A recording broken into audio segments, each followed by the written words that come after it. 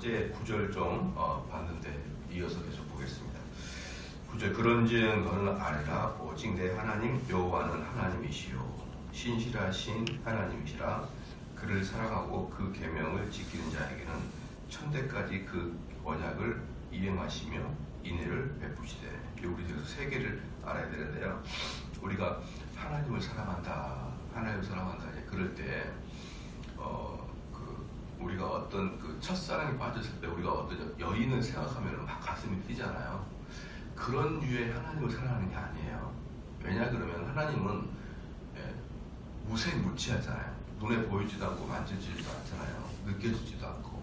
그러니까 그 첫사랑을 할 때 그 여인을 이렇게 생각할 때 이렇게 그런 종류는 아니고요. 그런 식으로 하나님을 느끼려고 하니까 목사님 하나님이 잘 안 느껴져요. 이런 분들이 많거든요. 그게 아니고 여기서 뭐라고 합니까? 9절에 그를 사랑하고 그 계명을 지킨다 그랬습니다. 그렇죠?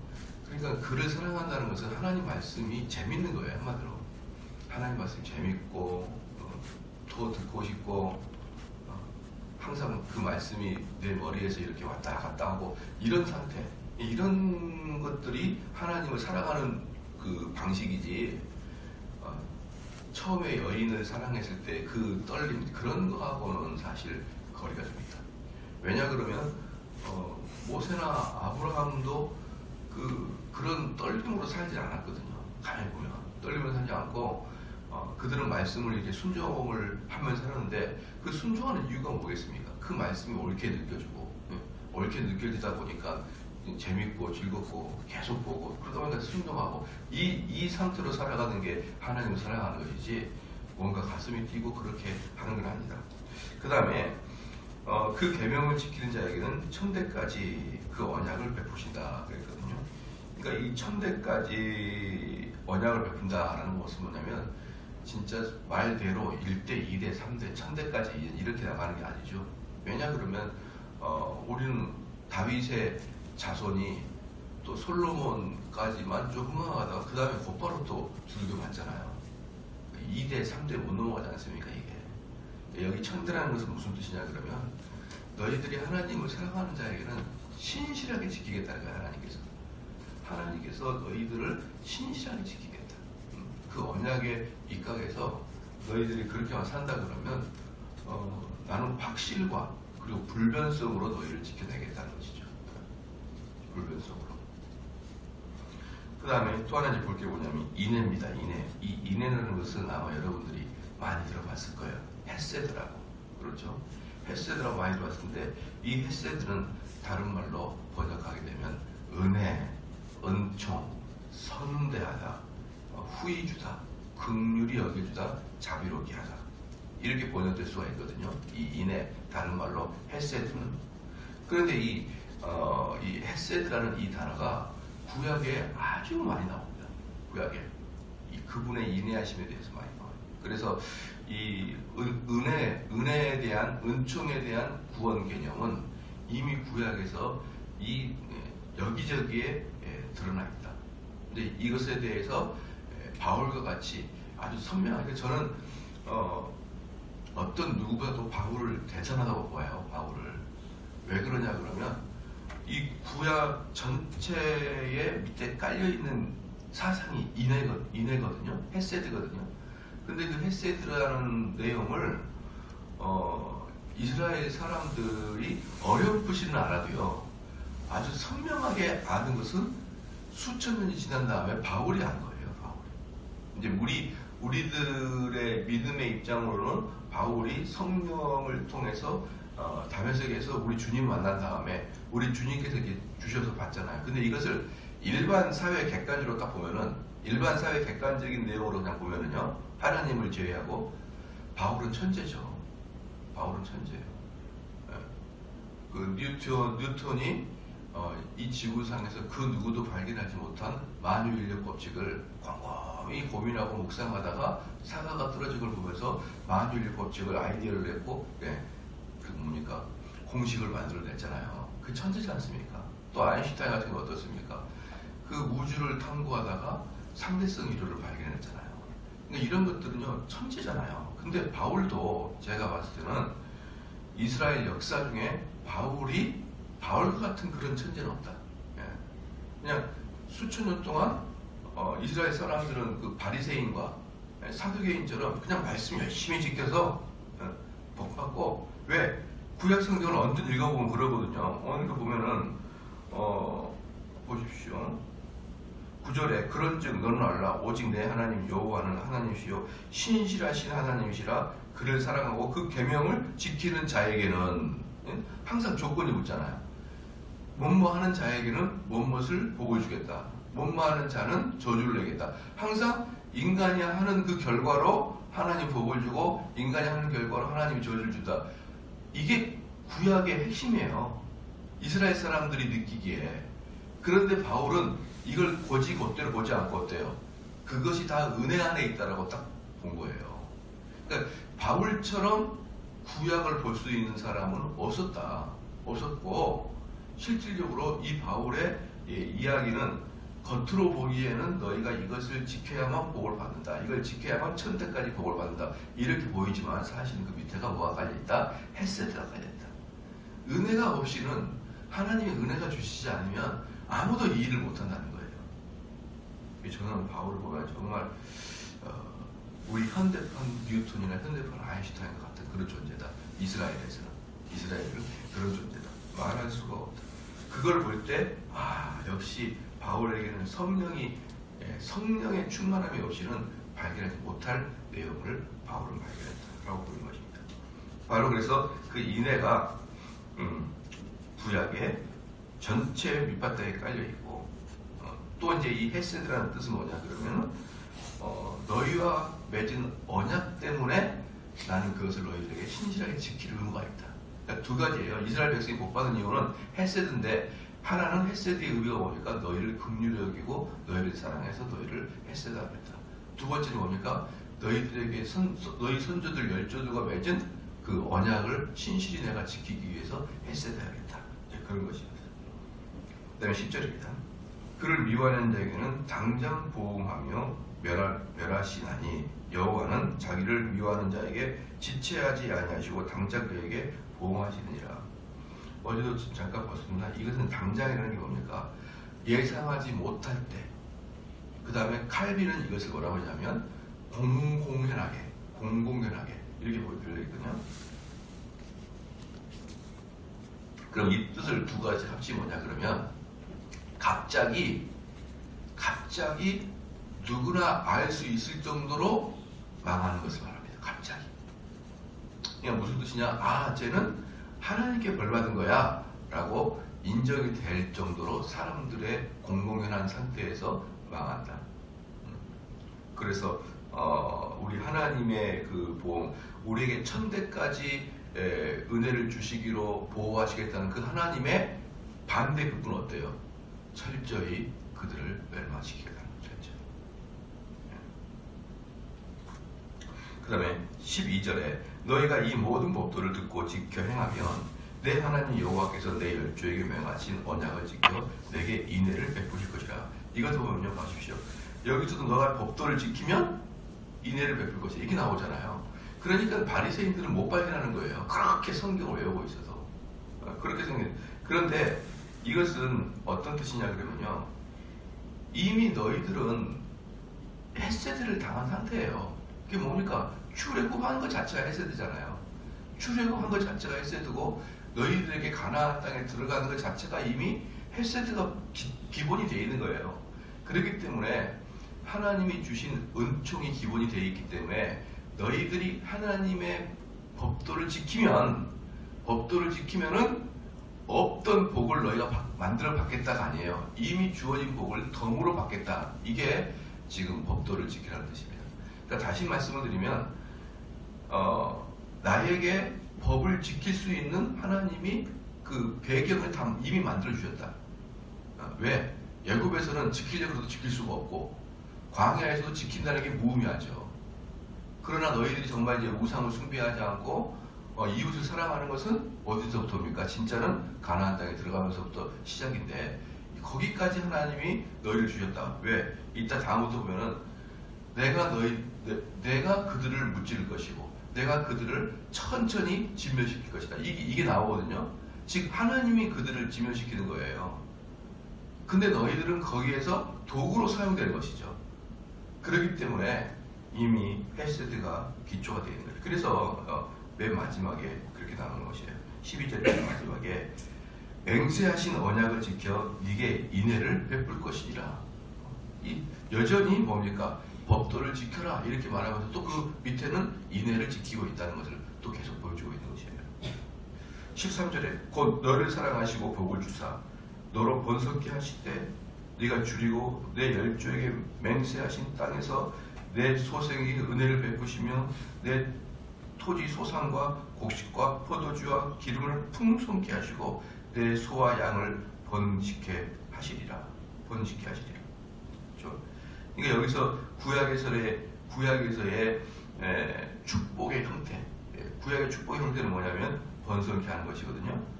번성케 하는 것 중에 특별히 자녀의 많은 생산입니다. 자녀의 많은 생산. 번성케 하는 것이. 그래서 그리스도인들은요 흥왕해야 돼요. 흥왕. 교회도 마찬가지예요. 교회도 계속 새로운 자가 들어오고 교회도 사람들이 거듭난 자가 새로운 자와 거듭난 자가 달라요. 거듭난 자가 또 나타나고 이러한 현상들이 흥왕해야지 교회도 어느 순간부터 정체가 되기 시작하면요 별로 아름다워 보이지는 않았습니다. 그냥 하도 흥왕하지 않고 숫자적인 흥왕도 대단히 중요합니다. 근데 숫자적 흥왕이 딱 멈춰버리면 또 나름대로 뭐라고 하냐면 우리는 그 외실보다 내실을 이렇게 강하게 한다. 여러분 그게 아니에요. 우리나라는요 엄청나게 큰 나무가 없어요. 엄청나게 큰 나무. 근데 저기 대륙을 가면 어마어마하게 큰 나라가 있거든요. 어마어마하게 큰 나라가 있는데 이렇게 엄청나게 큰 나라가 자라기 위해서는 나무가 자라기 위해서는 조건이 하나 있습니다. 뭐냐? 땅이 평평해야 돼요. 땅이 이 지평선이 보일 정도로 평평한 곳에서만 엄청나게 큰 나무들이 자라요. 그 뭐 미국의 레드우드 같은 경우도 뭐 거의 뭐 엄청나잖아요. 높이가 30층 나무의 높이만큼 올라가잖아요. 30층만큼. 근데 왜 이렇게 평평한 지역에서 엄청난 나무가 나오냐? 거기는 물이 천천히 흐르거든요. 평지. 그러니까 거의 우리로 말하면 4대강처럼 댐을 안 막아도 4대강 같이 천천히 흘러요. 아주 그 뭡니까 저수지처럼 천천히 흐르다가 맨 끝에 들어가면 태평양이죠. 태평양이라는 엄청난 바다가 또 딱 막고 있죠. 그리고 땅은 평평하니까 급경사가 없으면 천천하죠. 그러니까 물이 거의 천천히 계속 흘러요. 무슨 말입니까? 물의 양이 많아야 거목이 생기는 겁니다. 물의 양이 많아야. 마찬가지예요. 사람이 많아야 거목이 나오는 거예요. 거기서. 그래서 우리 한국 교회가 비록 정체되어 있지만 이 상태의 어떤 교회도 마찬가지인 것 같아요. 뭐 저희 교회뿐만 아니라 어떤 교회도 그래도 전도하시고 그래도 사람들에게 복음을 전하도록 불신자 전하도록 노력을 그치지 않아야 되지. 아유 이제는 기독교가 뭐 안 되는 시기야. 아니에요. 해보셨나요? 해보거나 이야기합시다. 해보거나. 안 되는 시기가 어디 있습니까? 진짜 복음 들으면 불신자들도 그들의 마음에 영혼이 있기 때문에 진동이 오는 거예요. 복음을 들으면. 안 되면 안 된다 하지 말고. 이번에도 어떤 분하고 이제 대화를 좀 하는데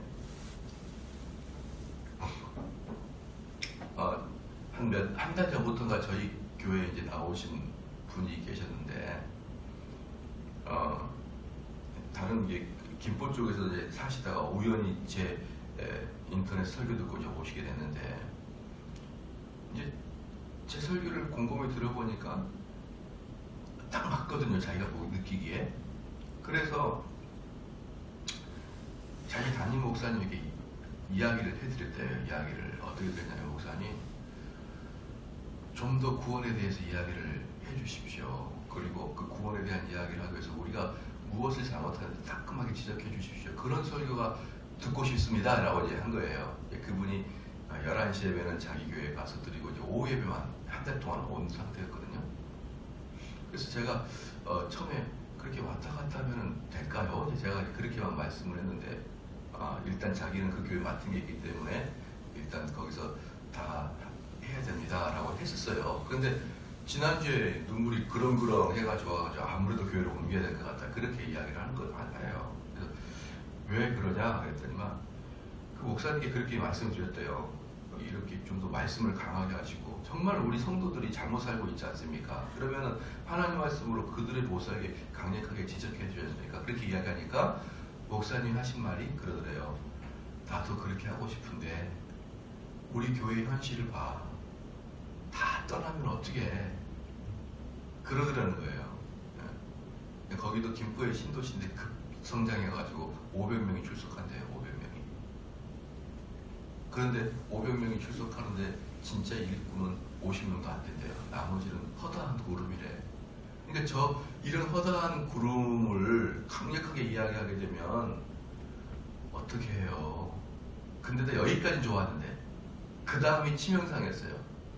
저도 처자가 있는데 이렇게 말하더라고요. 목사님이 충격을 받은 거예요. 충격을. 어떻게 상황이 하나님을 섬길 수 없는 상황일지라도 그 상황을 포기하고 하나님을 섬기십시오라고 말씀하는 게 목사님인데 어떻게 그렇게 말씀할까요? 충격을 받고 온 거예요. 그래서 제가 하고 싶은 얘기가 그거예요. 그 목사님에게 정말 만난다 그러면 저는 이런 말씀 해주고 싶어요. 해보셨습니까? 그렇게 말씀을 강력하게 전달할 수 있는 그것을 가지고 있다 그러면 그것을 해보고 그 결과를 말하십니까? 아니면 상상입니까? 거의 대부분은요 상상이에요. 안 해봐요. 안 해보고 상상합니다. 이렇게 하면 망하겠지. 근데 여러분 그거 아닙니다. 하나님께서 우리에게 그 법도를 지키면요 풍성해 주실 것입니다. 하나님께 지금 우리가 상식으로는요 이렇게 했다가는 완전히 망하겠지. 그렇지만 하나님이 하시라고 하는 대로 저는 믿고 가겠습니다. 하나님. 그 결과를 하나님이 알아서 해주시기 바랍니다. 그리고 하나님께 딱 맡겨버리고요. 그 결과는 다 하나님께 맡기고 그냥 하나님의 법도대로 다 하는 거예요. 그래야지. 어떻게 일반 성도들도 그렇게 말하면 안 되는데 목회자 마음 깊숙한 곳에 내가 이런 식으로 설교했다가 교회들 다 저 허다한 그룹들 다 떠나버리면은 아이고야 내 가족도 다 흔들릴 텐데 나 그렇게 하면 안 되지. 이런 식의 상식 가지고 하지 않기를 여러분들도 바랍니다. 하나님은 그런 분이 아니셔요. 우리가 정말 하나님의 삶을 따라간다 그러면 하나님 우리의 인생의 책임을 다 지어주실 것이에요. 그 여러분의 얼굴에서 웃음이 나오게 하실 것입니다. 그 하나님은 것을 믿으시고 주로 축원합니다. 여기 보니까 그래서 13절에 너를 사랑하시고 복을 주사 너로 번성케 하시되 내가 줄이고 내 열조에게 맹세하신 땅에서 내 소생에게 은혜를 베푸시며 내 토지의 소산과 곡식과 포도주와 기름을 풍성하게 하시고 내 소와 양을 번식케 하시리라. 여기서 뭐냐면 곡식, 포도주, 기름, 이게 이스라엘의 3대 기쁨의 복이에요. 기쁨의 복. 이것은 아이고야 우리의 그 곡식의 봇갈의 창고에 곡식이 가득하도다. 이게 기쁨의 이야기듯이 이스라엘에게 기쁨의 이야기 보니까 곡식과 포도주와 기름이라는 것입니다.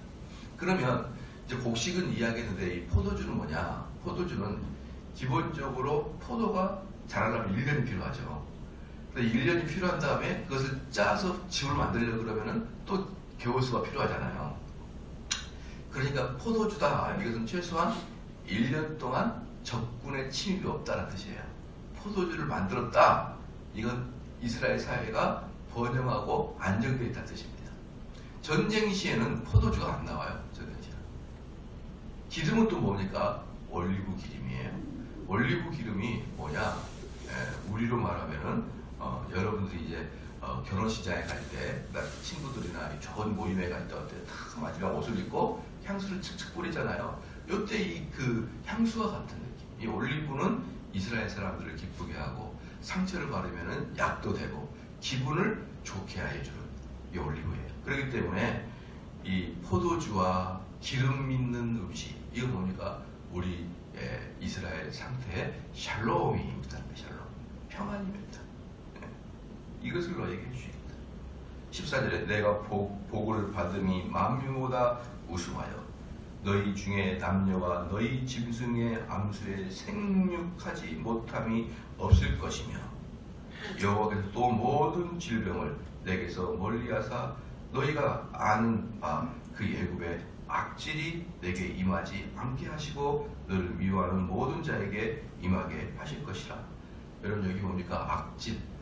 이 뭐냐면 애굽에는요 얼마나 악질이 많은지 몰라요. 전염병, 장티푸스, 지금도 이집트에는 그렇게 많답니다. 그렇게 습하고 더운 그 나일강 주변에 여러 가지 병이 지금도, 그래서 지금도 그 지역에서는 이집트 나일강 지역을 병의 원산지 이렇게 막 별명이 지을 정도로 이집트에는 악질이 많은데 그런 것들을 다 면하게 주겠다는 것이. 여러분 한번 봐보십시다. 요 근래에 가만히 얘기 좀 들어보시면은 태풍이 많이 없죠. 좀 뉴스에서 많이 못 보잖아요. 한 10년 전만 해도 MBC나 KBS 보면은 과수원에 과수 떨어진 거 막 카메라 찍어가지고 수확을 앞에 두고 다 떨어졌다 이런 것도 있고, 논에 가서 벼가 다 쓰러져가지고 물에 빠져 썩어 있는 것을 나오는데 요 몇 년 사이에 그런 뉴스가 없어요. 그러니까 하나님이 만약에 이것이 하나님이 우리나라를 지켜주셨다라고 한다 그러면 일반인들은 어때요? 못 느끼잖아요. 그게 하나님의 은총인지 뭔지 못 느끼잖아요. 그게 얼마큼 무서운 거냐 그러면요, 하나님이 너희에게 복을 주셔서 악질을 막아주겠다 이렇게 이야기하셨잖아요. 그럼 일반인들은 못 느껴요. 그게 하나님의 축복인지. 역으로 뭡니까? 악질이 오고 전염병이 오고 그 나라가 사회가 망해도 하나님의 벌인지 못 느낀 사람 많다는 거예요. 얼마든지. 그래서 우리는 항상 요 부분을 가지고 있어야 돼요. 제가 우리 성도들 설교할 때마다 뭐라고 했느냐, 여러분이 가정이 이상하게 힘들고 이상하게 내 인생이라는 게 참 팍팍하고 이럴 때 제일 먼저 돌아봐야 될 것은 내가 하나님께 죄를 짓고 있는 게 무엇인가로부터 점검을 하는 거예요. 왜? 하나님이 벌을 주고 있는지 모르니까. 나는 이상한 별것 안 한 것 같은데 이렇게 승승장구하고 바람에 돛다듯이 축축축 나가는 걸 보면 이상하다. 왜 그럴까요? 하나님이 헤세드를 해주셨다고 여러분 다시 살펴봐야 돼요. 그것을 살펴볼 수 있는 눈이 있어야 뭐가 나오는 겁니까? 감사가 있는 거예요. 근데 신약에서는요, 놀라운 게 뭐냐면 그 감사와 구원을 연관시켜 놓습니다. 왜 그럴까요? 이 세상의 흐름과 이 세상의 모든 섭리를 하나님이 이끌어 가신다는 그 눈을 가지고 있는 자들이 구원받은 자가 아니에요. 그렇잖아요. 그러니까 그 눈이 있는 자들이기 때문에 그 하나님의 헤세드가 보이는 것이고, 하나님의 헤세드 보인 사람은 감사하기 때문에 감사하는 자를 구원과 연관시키는 것입니다. 그래서 구원받지 않은 자들은요, 이 세상에 고통이 오면 우연의 일치인 거예요. 이 세상에 풍년이 오고 기쁨이 오면은 뭡니까? 우연의 일치예요, 그들에게는. 근데 감사할 것도 없고 이러니까 두려울 것도 없는 거예요. 만약에 흉년이 되면 어떻습니까? 자기들이 잘못한 것을 깨닫고 하나님께 무릎 꿇지 않고 제사를 드리는 거예요. 기우제를 드리는 것입니다. 언젠가 비가 오겠지. 비 올 때까지 기다리자, 그렇게 하죠. 후회도 없고 회개도 없고 자신을 돌아보지도 않는, 여러분, 그런 짐승과 같은 삶을 삽니다. 이제 오늘 저녁부터 성찬 사경을 하는데요. 성찬 사경의 중에 아주 중요한 것 중에 하나가 뭐냐면, 사람은 이 동물과 다른 게 딱 하나가 있는데 그것은 바로 자기를 돌아보는 거예요. 즉 자기를 반성하는 것. 짐승은 공범에 앉아서 자기 반성을 안 합니다. 근데 사람은 자기 반성을 해요. 그런데 문제는 뭐냐면 자기 반성이 거의 없는 자들이 있어요. 그게 바로 짐승과 같은 사람이에요. 짐승과 같은 사람. 세상에서 제일 판단하기 어려운 게 자기 자신입니다. 남들은 다 나를 아는데 나만 나를 몰라요. 왜 그럴까요? 자기 자신을 돌아보지 않으니까. 돌아보지 않으니까.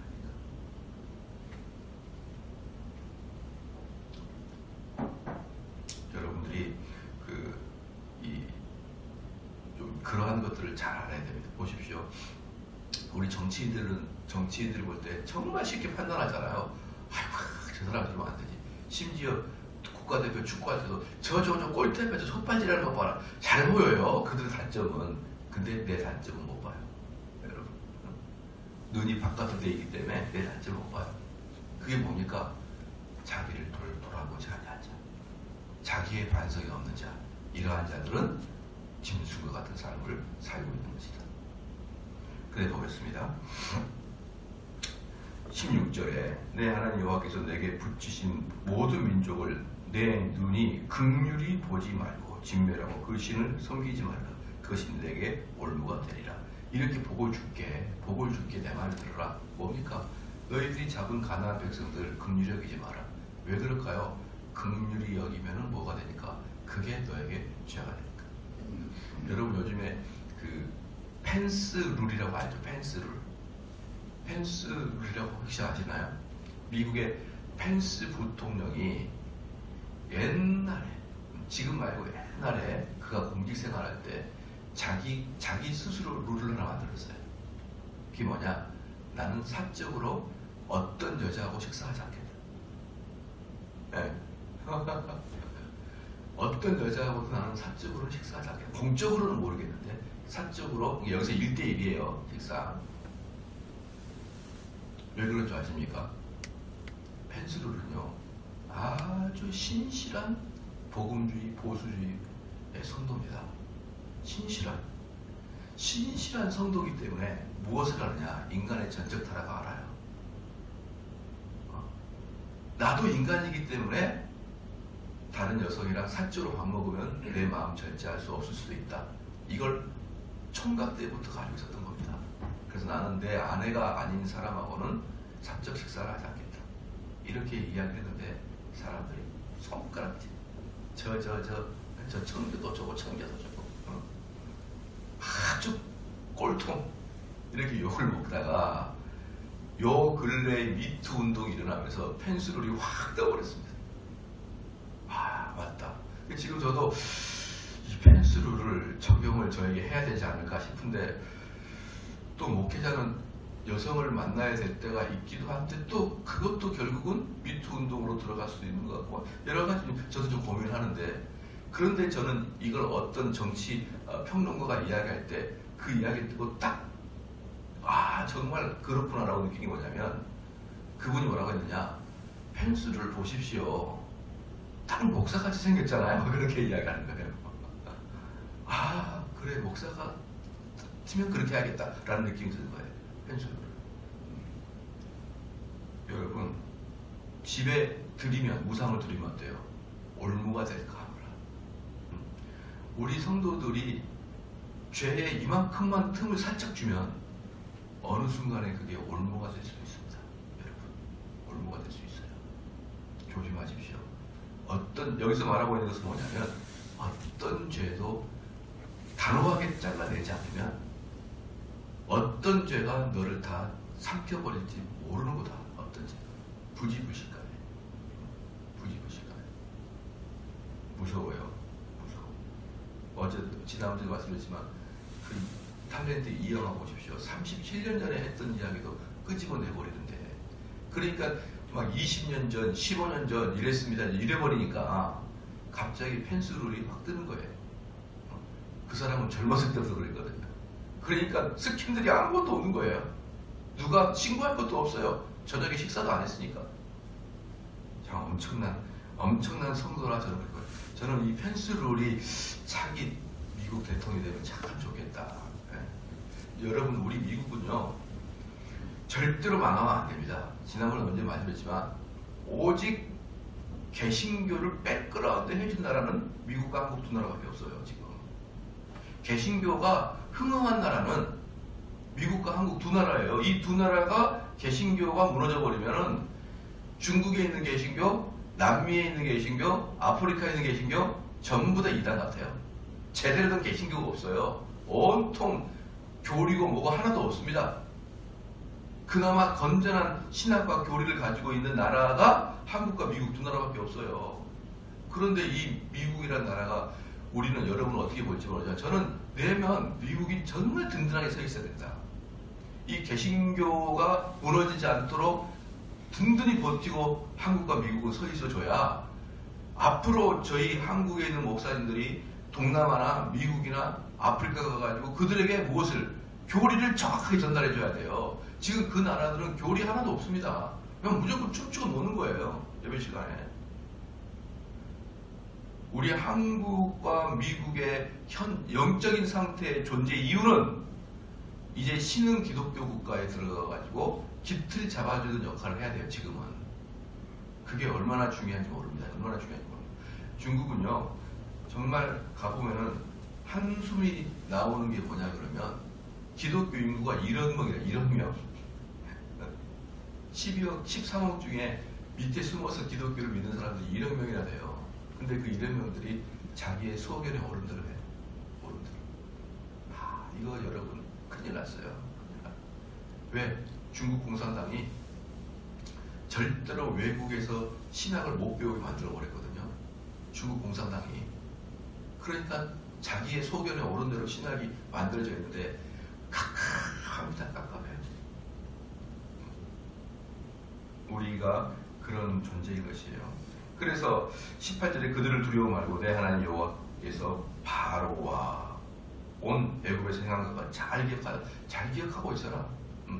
너희를 어떻게 내가 이끌었는지 기억만 해도 된다. 너희들. 19절 내 하나님 여호와께서 너를 인도하여 내실 때에 내가 목도한 큰 시험과 이적과 기사와 강한 손과 편파를 기억하라. 그와 같이 내 하나님 여호와께서 내게 두려워하는 모든 민족에게 행하실 것이다 라고 했습니다.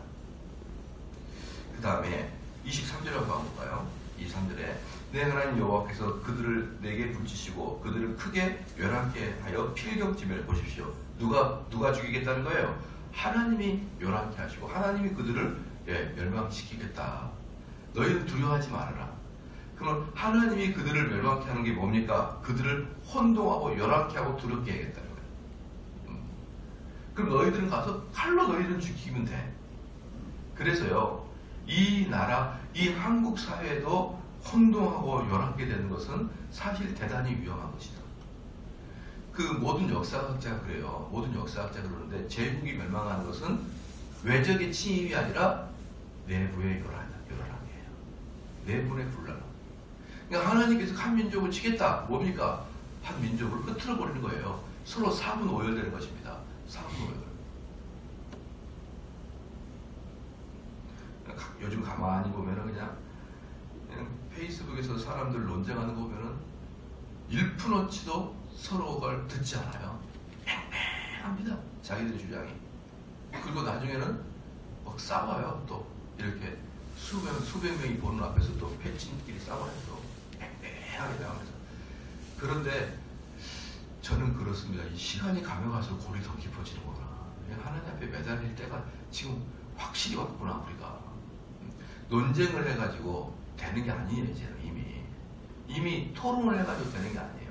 여러분 100분 토론 왔을 때 지금까지 100분 토론이나 이런 거 들어봤을 때 한쪽이 일방적으로 이야기하고 가만히 듣다가 내가 잘못했군요. 이런 사람 아무도 없잖아요. 토론해가지고는 상대편 마음을 바꾸는 게 아니에요. 누가 바꿉니까? 하나님이 바꾸는 것이죠. 하나님. 그래서 우리는 이 나라의 미래를 위해서 뭐 한다? 엎드려 기도해야 된다는 것이에요. 우리가 찾아가서 이야기하고 증명하고 토론한다고 바뀌는 게 아니에요.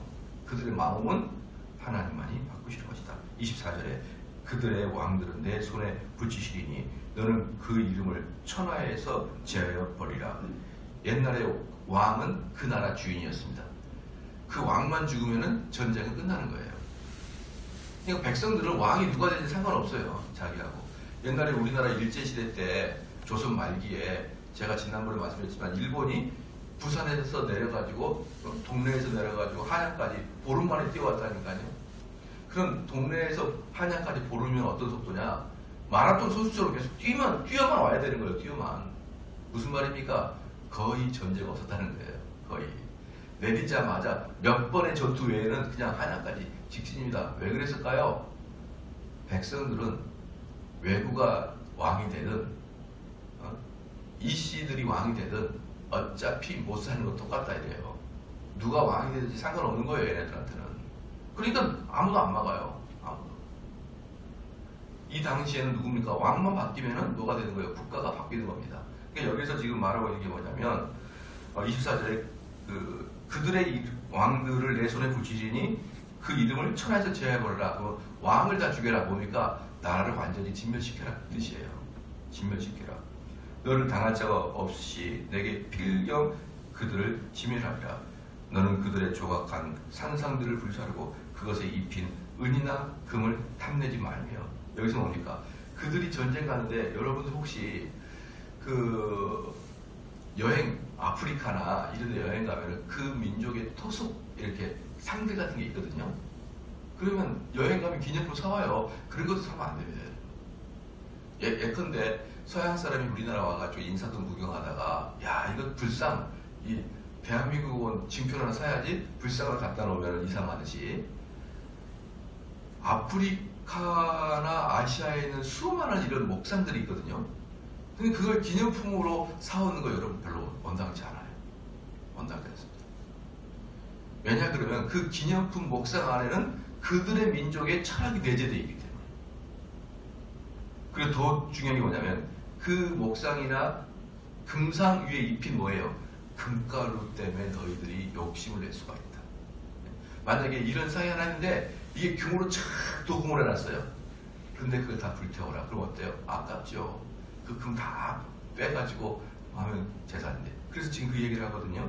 25절에 너는 그들의 조각한 신상을 불사르고 그것에 입힌 은이나 금을 탐내지 말며 취하지 말라. 두렵건대 내가 그것으로 인하여 올무에 들까 하노니 이는 내 하나님 여호와의 가증히 여기시는 것임이라. 사랑하는 성도 여러분, 지금 말씀의 결론은 그거예요. 어떠한 조그만 것도 흐트러지지 말라는 거. 흐트러지지 말라. 어떠한 조그만 것도.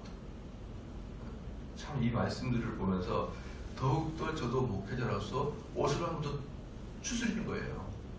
야 진짜 이게 정말 하구나. 그래서 저는 이제 그렇게 말씀을 드리고 싶어요.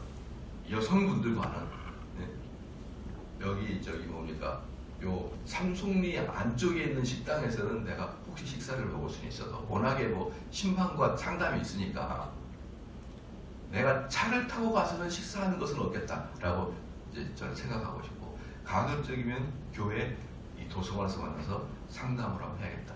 왜? 이만큼 더 틈도 좀 어때요?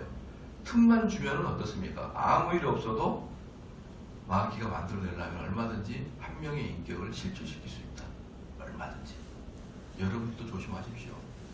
마지막에 부끄러운 인생 당하지 않으려면 지금부터라도 하나님 앞에 몸을 추스리는 마음으로 어떠한 것도 내 몸에 못 뛰도록, 그렇죠? 다 그렇게 스스로를 정갈하게 살아가시기를 주님 축원합니다. 기도하시겠습니다.